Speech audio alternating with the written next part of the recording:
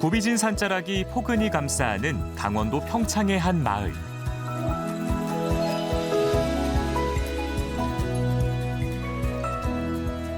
문을 닫은 옛 학교 운동장 한쪽 특별한 편의점이 차려졌습니다.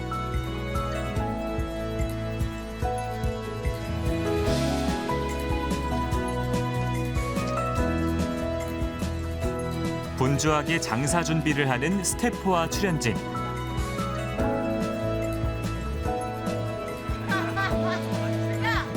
금요일 밤 정 많고 웃음 많은 예능 프로그램 가는 정 오는 정 이민정입니다. 나이 드셔가지고 그런 분들은 정말 장 보러 가려면은 하루 반나절을 거의 빼야 되는 상황이더라고요. 그래서 이들에게 실질적인 도움이 될 수 있는 프로그램이 될 수도 있겠다. 마트 하나 없는 오지 마을에 필요한 물건을 한가득 싣고 찾아온 이동식 편의점.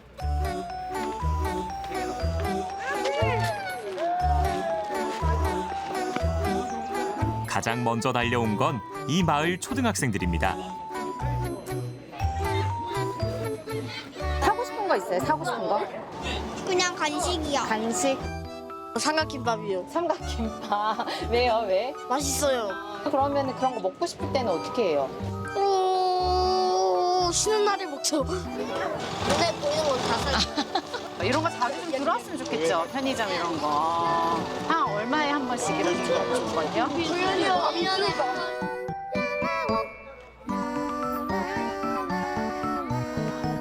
원하던 간식을 신나게 나눠 먹는 아이들.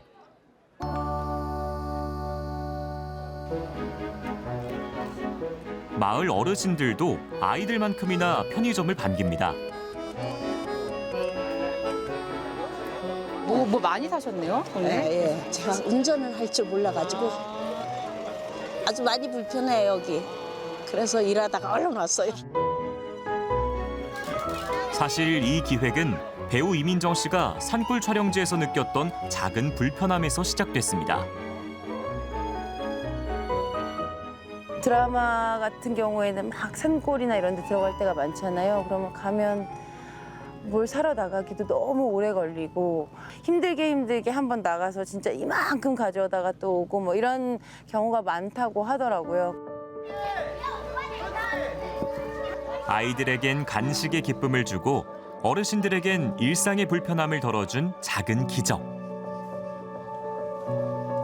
저희한테 너무 고맙다고 그리고 막 이렇게 막 눈물 그렁그렁 하신 분도 계시고 그냥 되게 잊지 못할 추억을 준 것 같다 뭐 이렇게 얘기해 주시면 제일 그게 보람이 있죠.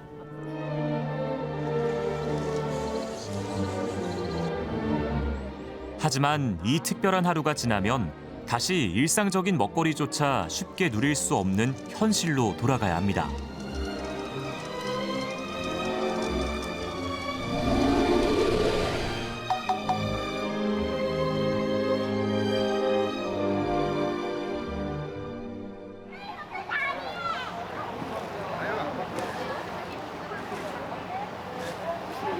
그것도 샀지.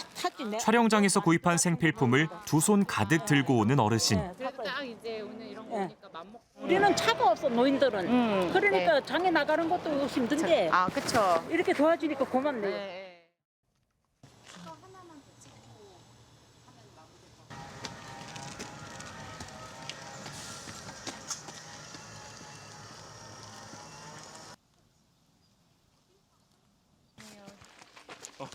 전동차에 물건을 싣고 10분을 달려 집에 도착합니다. 너무 예쁘게 생겼어.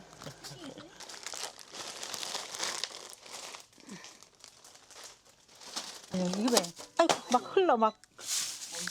80살 유옥자 할머니는 이곳에서 홀로 살고 있습니다. 예. 삼겹살. 삼겹살. 다 삼겹살이지. 예. 그래도 고기 많네. 애들이 올 때, 요번에 딸이 왔잖아. 올 때 사가준 거. 여기는 뭐 막 이래 놓고. 두 대의 냉장고엔 음식들이 가득하지만 혼자 하는 식사에 푸짐한 한 끼는 선뜻 챙기지 못합니다. 나 먹으라고 놔두고 간 거. 귀찮으니까 김치나 꺼내 넣고 먹고 아니면 장 끓여가지고 먹고. 하루에 식사는 잘 챙겨 드세요? 예, 밥은 잘 챙겨 먹어요. 먹는 건 잘 먹는데 여러 가지를 안 먹지 귀찮으니까. 마을에서 가장 가까운 마트는 차로 20분 거리.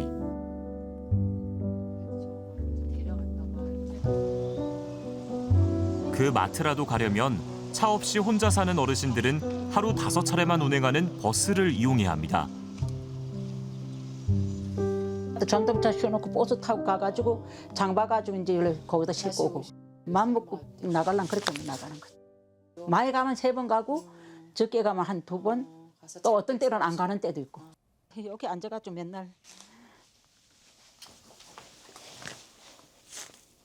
여기 혹시 뭐 보호자님이나 이런 분? 하지만 겨울엔 외출마저도 쉽지 않습니다. 작년에 2월 22일 날 눈 엄청 왔잖아요. 그날 내려가다 부러져갖고 과연 뼈가 붙을까 그런 생각에 괜히 우울한 거야. 그래갖고 근데 그래도 시간이 가니까 뼈가 붙긴 붙대요. 그래 걸어댄 게 지금. 신선한 식품을 판매하는 점포에 쉽게 접근하기 어려운 마을. 이런 지역을 이른바 식품 사막이라고 부릅니다. 식품 사막은 영양가 있는 먹거리를 구매하기 어려운 환경을 상징하는 이런 용어인데요. 먹거리 취약성의 표상 그리고 먹거리 접근성이 이제 배제된 현실을 그대로 상징하는 말이다 이렇게 표현할 수 있습니다. 우리나라 행정리 가운데 73%는 마을에 식료품 소매점이 없는 식품 사막 상태입니다. 대부분 농촌 지역인데 식료품을 사려면 차를 타고 1시간 이상 나가야 하는 마을도 14곳이나 됩니다. 농촌 지역에 사람이 적지 않습니까? 절대적으로 구매력이 도시에 비해서 낮게 되니까 소위 장사를 하는 이 가게가 가게를 열어도 수익을 내기 어렵죠. 그러니까 가게나 점포가 바로 문을 닫게 되고 그러한 이제 상태가 계속 유지되는 겁니다. 녹음이 짙은 내장산 자락.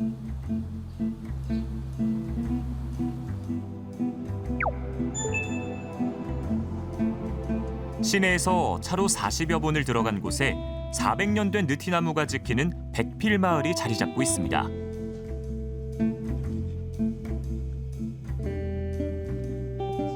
한때는 100가구가 넘었지만 이제는 3분의 1 정도만 남아 있습니다. 많았어요 가게가. 이발소도 있었고 아, 이발소도 있고. 마트도 있고 식당도 있고 다 있었어. 그러니까 여기가 옛날에 가게가 있었거든.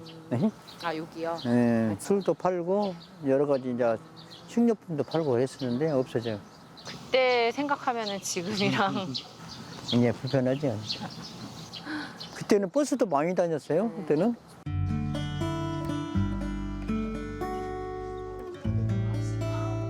사라진 가게를 대신하는 건 집집이 들어선 저온 저장고입니다. 왜 이렇게 크게 만드셨어요? 냉동창고를? 시골은 커야 되잖아. 거의 뭐 한 일주일치 사다 놓고 뭐.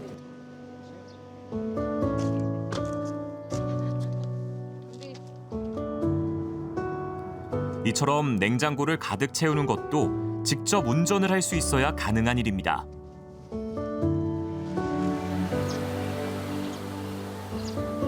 마을 깊숙한 곳엔 7가구만 모여 사는 더 외딴 동네가 있습니다. 이곳에서 홀로 사는 89살 최순자 할머니가 늦은 점심을 준비합니다. 국물이 있어야 좋아요. 된장이 살한기 좋대요.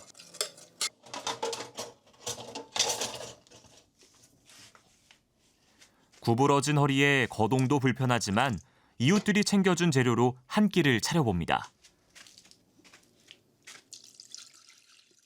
하지감자, 볶은놈, 누가 주워서 이렇게 얻어먹네요, 나는. 다 이렇게 덕분에 이렇게 적인다고 도와주어서 살아. 서로.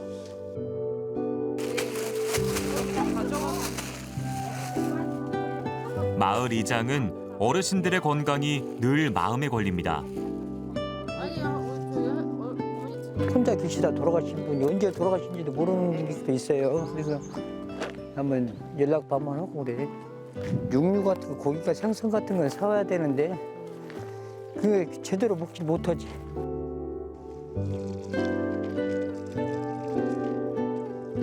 전북 정읍시는 소매점이 없는 마을 비율이 전국에서 가장 높습니다. 가장 큰 이유는 뭐 다 아시다시피 인구가 감소하면서 지역 상권이 붕괴한 문제, 그리고 이제 고령층이 되시면서 실제 교통을 원활하게 이용하지 못하는 부분도 내가 그때그때 필요한 물품을 바로 가서 살 수 없는 요인이 되기도 합니다. 교통편을 타지 못해서 며칠을 라면을 먹은 적도 있다, 이렇게 얘기하시고요.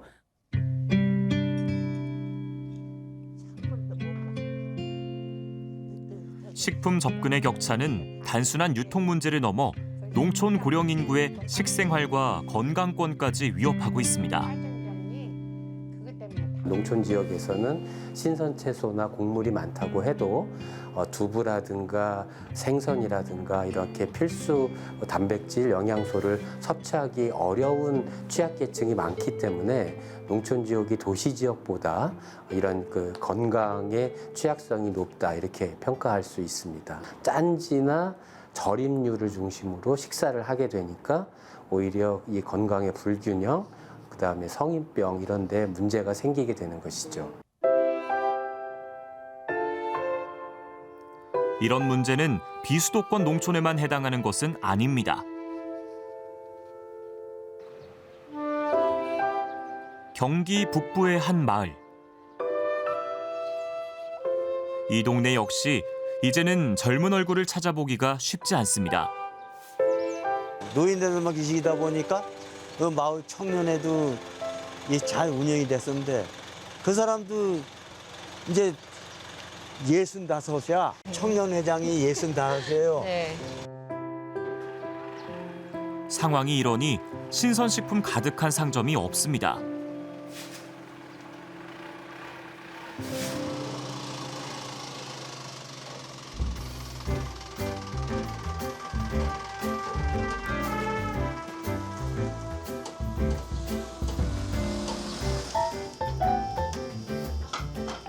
그런데 이날 마을에 귀한 손님이 찾았습니다. 행복장터차가 마을 회관 앞에 나와 있으니 주민 여러분들께서는 생활 필수품을 구입하시러 많이들 나오셔서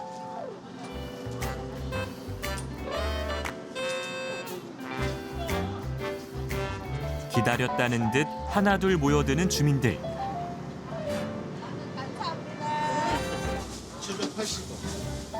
열흘에 한 번 마을 안까지 찾아오는 이동장터입니다.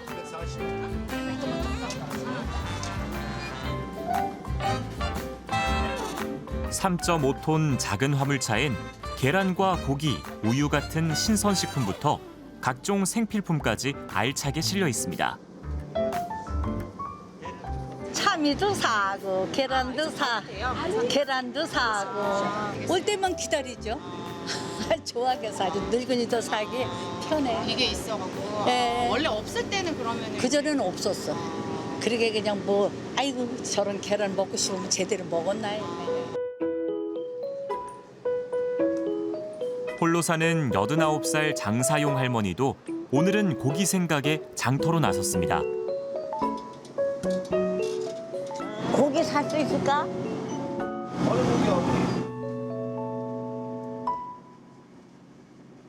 이렇게 고기나 좀 먹어야지 뭐.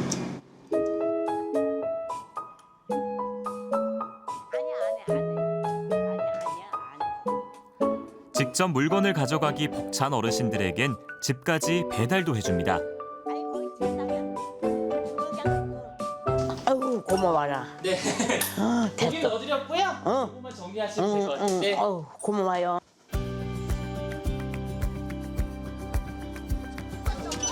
이 사업은 6년 전 농협이 먼저 아이디어를 내며 시작됐습니다.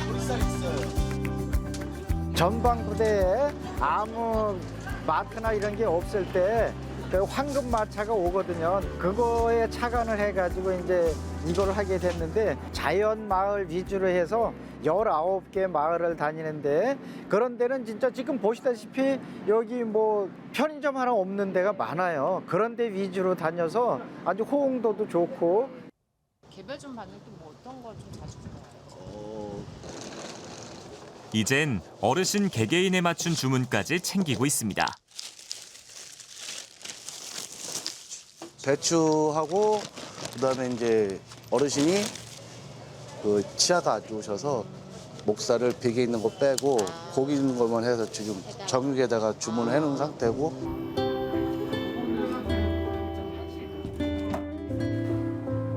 이런 이동장터를 원하는 곳은 많지만 다 찾아가진 못하고 있습니다. 정읍처럼 마을 사이가 멀고 산으로 둘러싸인 지역에선 차량 운영도 인건비 부담도 결코 만만치 않기 때문입니다. 서울에 뭐 1.2배, 1.5배 이렇게 되는 적도 있거든요. 그렇다면 여기서 배송한다는 것만으로도 굉장히 많은 자원들이 필요하거든요. 그다음에 이제 적시에 갈 수 있는지에 대한 문제들도 있고요. 그러니까 한 번에 다 가겠다라고 하면 투자를 해야 되는 거잖아요. 근데 그런 것들이 지속 가능한지에 대한 문제가 또 다시 발생하기 때문에 갈수록 확대되는 대한민국 속 식품 사막. 이제 중요한 건 각 지역 사정에 맞는 현실적인 해법을 찾아가는 일입니다. 충북 청주의 산촌 마을.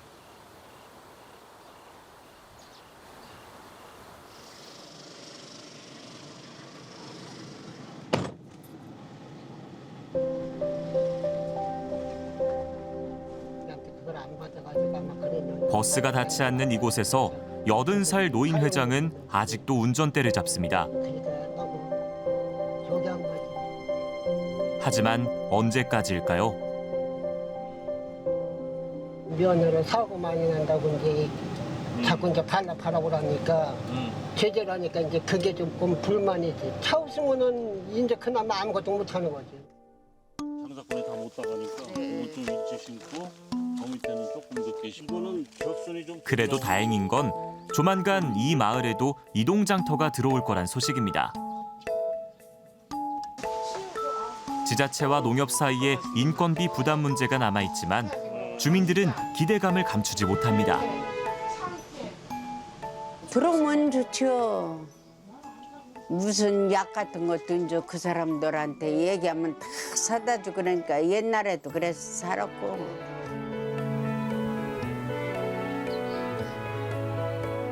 식품 사막이 가장 심각한 전북은 새로운 모델을 고민 중입니다.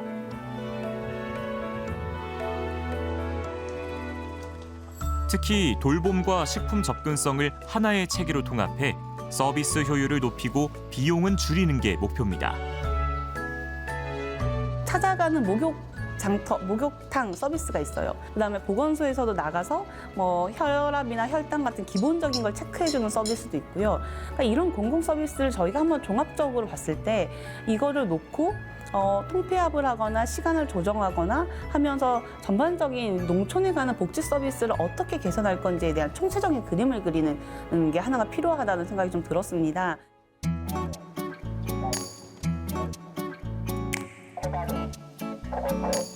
맞아요. 근데 가격이 많이 올랐어요. 이미 공동체가 나서서 해결의 실마리를 만들어가는 마을도 있습니다.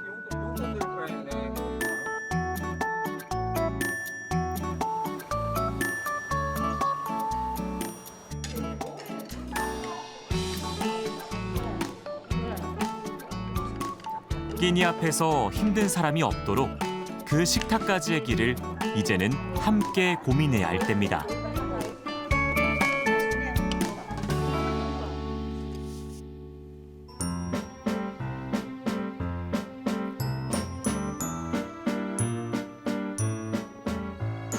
정자를 기증받아 아들을 낳은 방송인 사유리 씨. 비혼 출산에 대한 사회적 관심이 부쩍 올라갔습니다. 많은 사람들이 우엉해 주셔서 정말 뭐 그냥 눈물 날 것 같아요.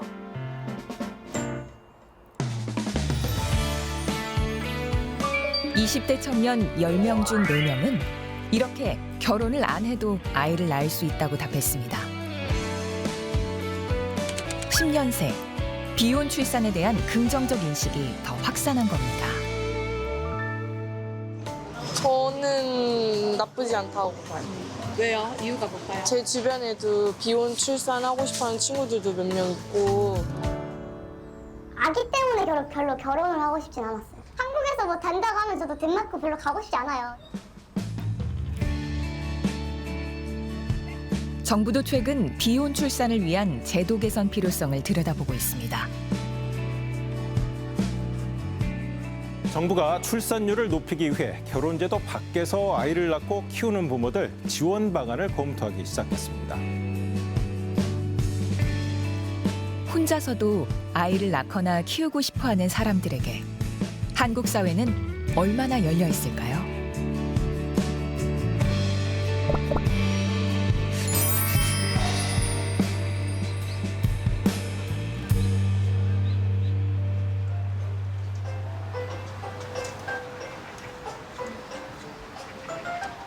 퇴근길, 내과 의사인 38살 이샘나 씨가 직장 어린이집을 찾았습니다. 사랑스럽기만 한 아들의 모습에 얼굴엔 웃음꽃이 핍니다.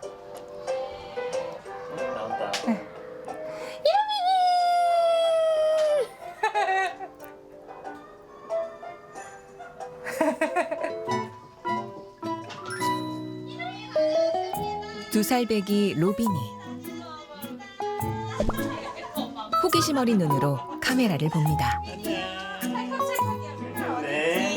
안녕하세요 해야지. 안녕하세요. 안녕하세요. 로빈 신발 갖고. 로빈 신발 신어볼까?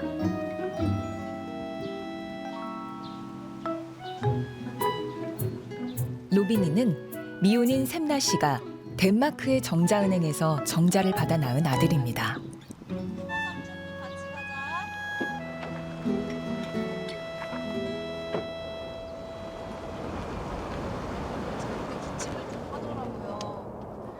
오늘은 감기 기운이 있는 로빈이를 데리고 소아과로 향합니다. 로빈이 감기 걸렸어? 콧물 나왔어 오늘? 콧물이 나왔어? 그래야지. 오늘 재밌게 놀았어? 친구들이랑 뭐가 재밌었어? 무슨 놀이 했어? 저게 낯가리는 거예요.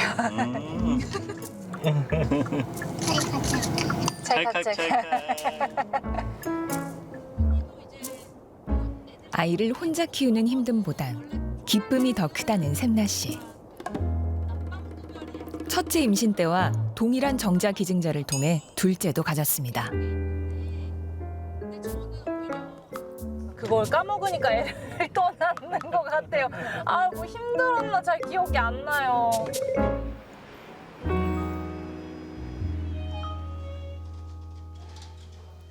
샘나 씨가 비혼 출산을 결심한 이유는 무엇이었을까? 계기가 나이인 것 같아요. 아, 이거는 이제 미룰 수가 없다. 빨리 추진을 하자. 연애나 결혼이나 이런 과정, 그런 것들이 체질에 잘 안 맞더라고요. 아이한테는 이런 걸 해줘야지, 이런 걸 해주지 말아야지. 그런 생각은 늘 했었는데 이제 어떤 뭐 남편이 있는 그런 것까지는 생각이 미치지는 않았던 것 같아요.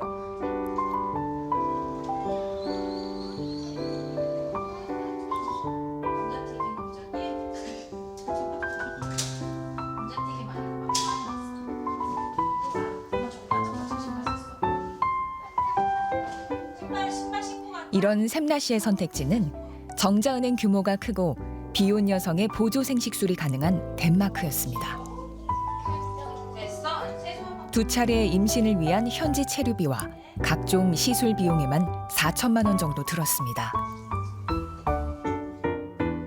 배아를 보관하는 비용, 네, 그리고 또 거기다가 배아를 이식하는 비용 등등등 하니까 비용이 훨씬 많이 들고 네, 한국에서 쓴 비용은 또 어마어마하고요. 왜냐면 주사 비용이나 이런 것들이 다 비급여기 때문에.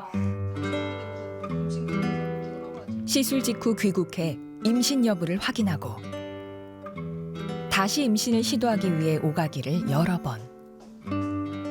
무엇보다 그 과정이 쉽지 않았습니다. 3번 만에 됐죠. 그러니까는 거기다가 2번 더 덴마크를 왔다 갔다 했었어요. 물론 이제 배아만 동결한 배아를 이식하기만 할 때에는 완전 당일치기로 16시간 가서 아침에 도착해가지고 11시 반에 보통 시술하거든요. 그러면은 시술하고 그다음에 한 3, 4시 비행기로 오는 거죠. 한국이 되기만 했으면은 사실 저는 뭐 당일로 그냥 갔다 오거나 그럴 수도 있고 집에서 쉴 수 있고요. 그래도 아이를 키우는 행복은 남다르다고 말합니다. 아이를 키우기 전에 삶은 되게 만족스러웠는데 아이를 키우고 난 뒤에 삶은 되게 행복하다고 말을 하거든요. 또 아이가 있기 때문에 뭔가 조금 더 용기를 내고 한 걸음 더 내가 더 좋은 사람이 될 수 있는 방향으로 나를 발전시키고 더 가고 싶은 마음이 생기게 하고 그런 드라이브가 되기도 하고 그런 것 같아요. 그럼 셋째도? 네, 저는 셋째까지는 생각하고 있어요.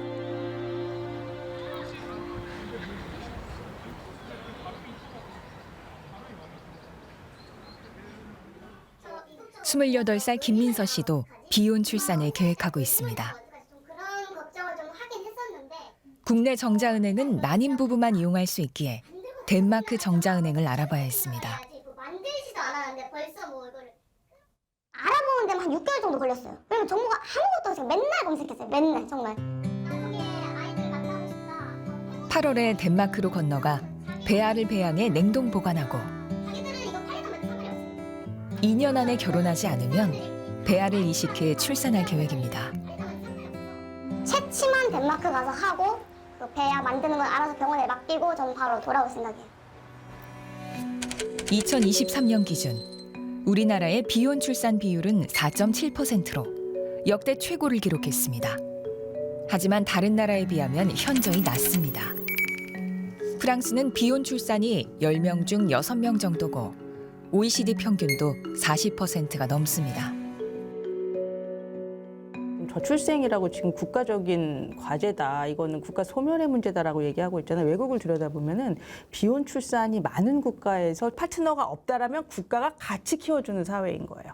그러니까 이런 사회여야지만 우리가 성평등한 사회도 되고 그리고 아기를 많이 낳는 그리고 차별하지 않고 누군가에게 낙인을 찍지 않는 그러한 사회가 될 수 있다라는. 사실 국내에서도 비혼 여성이 임신을 위해 인공수정이나 시험관 시술과 같은 보조 생식수를 받는 게 불법은 아닙니다. 산부인과 학회가 지침을 통해 사실혼 관계를 포함한 부부에게만 시술하고 있습니다. 모자보건법에서 난임을 부부 사이의 일로 규정해 독신 여성에겐 시술이 어렵다는 게 학회의 입장입니다. 해당 지침이 차별적이라며 국가인권위원회가 개정을 권고했지만 아직 변화가 없습니다. 저는 이제 월권이 측면이 있기 때문에 이 부분에 대해서 좀 진지한 검토를 다시 한번 해보셨으면 좋겠어요. 학회에서. 네, 검토해 보겠습니다. 한번 다시 검토해 보시겠습니까? 예. 예. 이 때문에 비혼 여성이 보조 생식수를 받을 수 있도록 지원하는 모자보건법 개정안, 이른바 독립출산지원법이 발의된 상태입니다. 지난 21대 국회에서도 이 같은 내용의 모자보건법 개정안이 여러 건 발의됐지만 동성혼 합법화를 부추길 우려가 있다는 일부 종교계의 반대에 부딪혀 결국 폐기됐습니다. 독립출산이 실제로 진행되고 있고 주변에서 많이 확인할 수 있는 것이지만 그것이 제도화되지 않았기 때문에 무슨 숨겨진 일처럼 그렇게 돼 있거든요. 이런 것들을 이제 금액을 좀 허물어야 되는 그런 상황입니다. 비혼 출산에 대한 우리 국민의 인식조사 결과입니다. 결혼하지 않고도 자녀를 가질 수 있다는 응답은 지난해 37.2%로 10년 전보다 14.7%포인트 늘었습니다. 10대 동의율이 44.2%로 가장 높았습니다. 하지만 60대 이상은 10명 중 7명이 반대하는 등 여전히 반대 비율이 높았습니다. 공자를 기증받아 갖고 하는 거 그거는 저는 개인적으로 반대. 네, 사랑을 해서 결혼을 하기로 해서 이렇게 아이를 출산하는 거 결혼을 못 하더라도 그거는 괜찮다고 생각해요.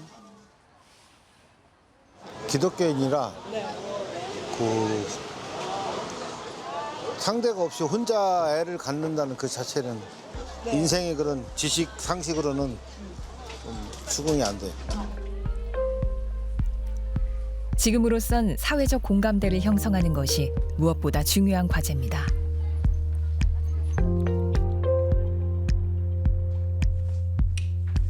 정부는 초저출생 문제 해결이 시급하다는 인식하에 비혼 출산 지원을 검토하고 있습니다. 비혼 출산과 관련하여 존재하는 차별적 요소와 제도적 보호의 미비점을 전면 점검하여 대한민국에서 태어난 모든 아이는 부모의 혼인 여부와 관계없이 동등하게 소모적인 논쟁을 하기보다는 혼자 아이를 키우는 엄마나 아빠 같은 경우에는 육아휴직을 2배로 할 수 있게 한다든지 여러 가지 그런 그 적용 가능한 제도들을 활용을 해서 실천을 하다 보면 인식이 조금씩 바뀌지 않겠습니까?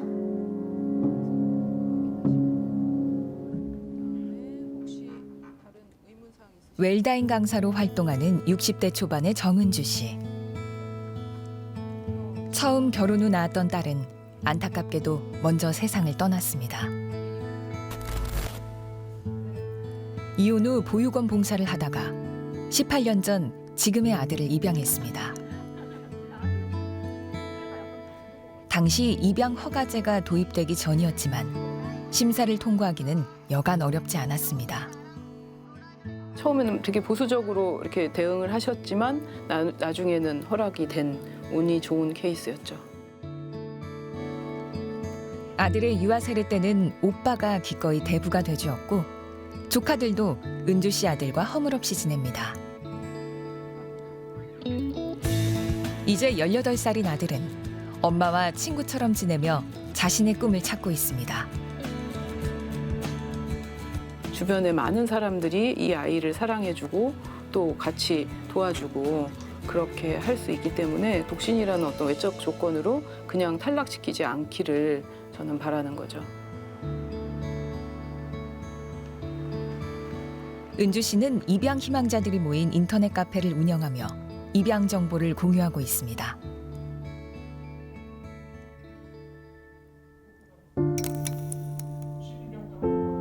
하지만 독신 입양을 희망하는 30대 초반 이지혜 씨는 녹록치 않은 현실을 마주하고 있습니다. 지난해부터 입양기관에 여러 번 문의했지만 대기자의 이름을 올리는 것도 사실상 불가능하다고 합니다. 출산율 저하라든지 여러 가지 문제로 지금 대기가 이미 많다라고 들어서 이게 신청을 작년에 했던 것인데 신청 단계에서부터 거절이 되니까 저는 굉장히 좀 되게 좌절스러웠고요. 법원이랑 미팅을 했을 때 이제 승인이 어렵다는 식으로 저희는 그걸 받은 걸로 알고 있거든요. 그래서 그 이후로는 잘 진행하지 않은 걸로 알고 있어요. 다음 달 중순부턴 공적 입양 체계가 도입되면서 입양 신청은 입양 기관이 아닌 아동권리보장원이 받게 됩니다.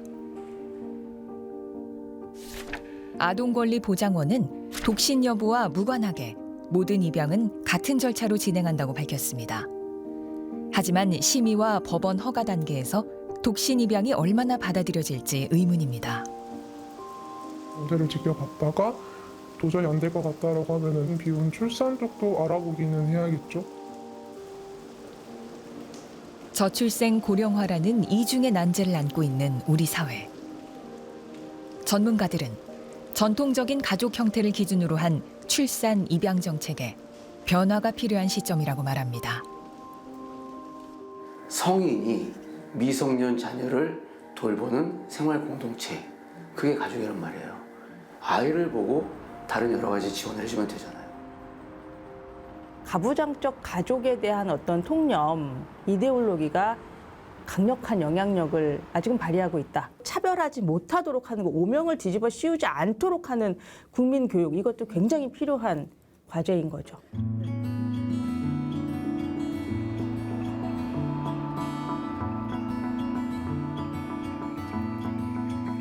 둘째 출산이 임박한 샘나 씨가 산부인과를 찾았습니다.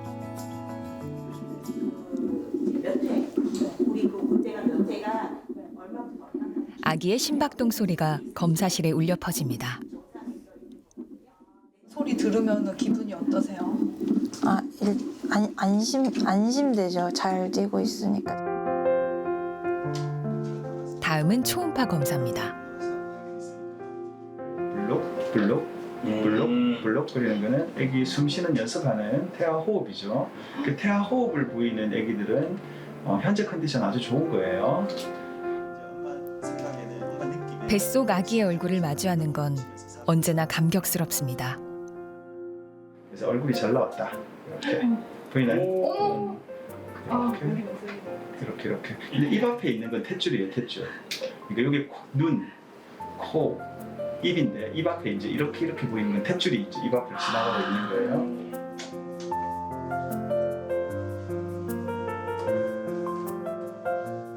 막달 검사해서 뭐 특별히 이상이 있으면 뭐 빈혈이 심하다 이러면 뭐 철분 주사나 이런 걸로 교정할 거고 이상 없으면 그냥 수술하면 되겠죠. 네, 알겠습니다. 그러면 일주일에 뵐게요. 네, 감사합니다. 하시면 되겠네요. 네. 이 아이를 저 혼자 낳은 것만으로 평가받는 그런 환경에서는 비난하는 게 굉장히 쉬워요. 용기를 내서 계속해서 나가는 이유는 이웃이 되고 싶기 때문인 게 있는 것 같아요.